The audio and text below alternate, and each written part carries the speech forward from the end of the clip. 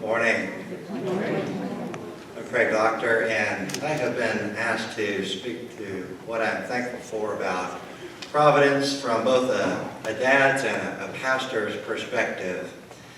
And as I was thinking about what I was going to say, a passage from Philippians came to mind, and specifically Philippians 4, 8, and 9.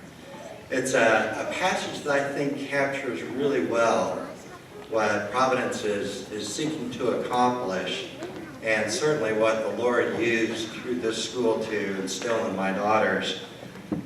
And when I got on the website, I noticed that Providence's biblical and realized aims are nicely laid out in a very sermon-friendly three-point alliteration of classical, Christian, and community. So I applaud those preachers who put that together. It gives me a great platform. But let's first start with the Bible, and then we're going to see how those primary and realized aims line up really well with that.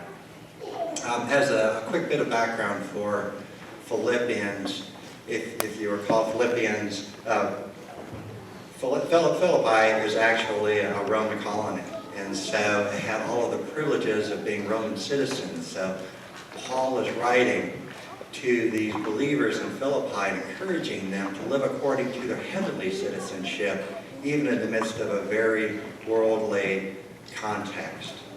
And so that's a really helpful example for us today, as we are also called to live as citizens of heaven in a culture that may not be so easy to do that.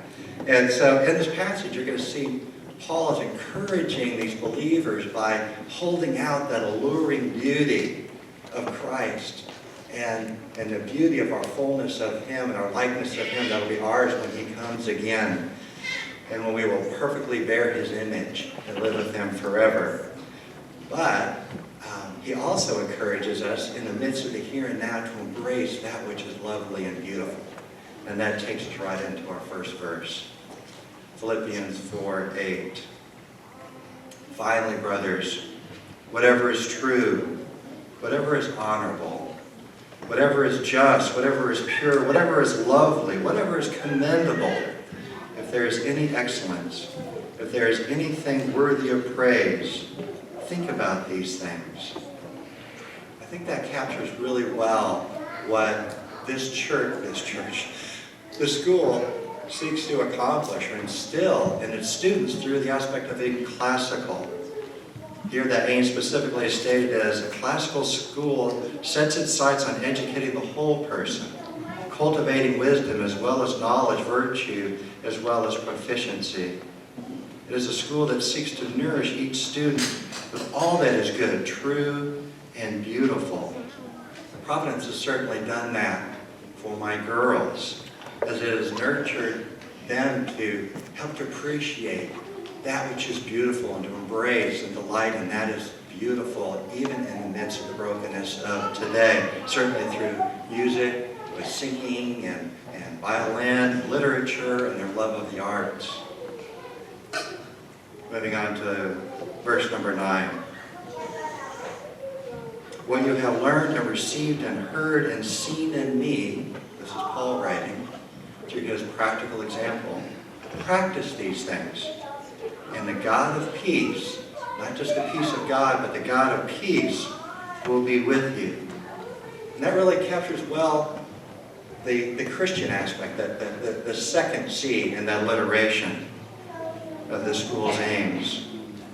As a Christian school, our work as parents, students, and teachers is filled with hope, true hope in Christ Jesus.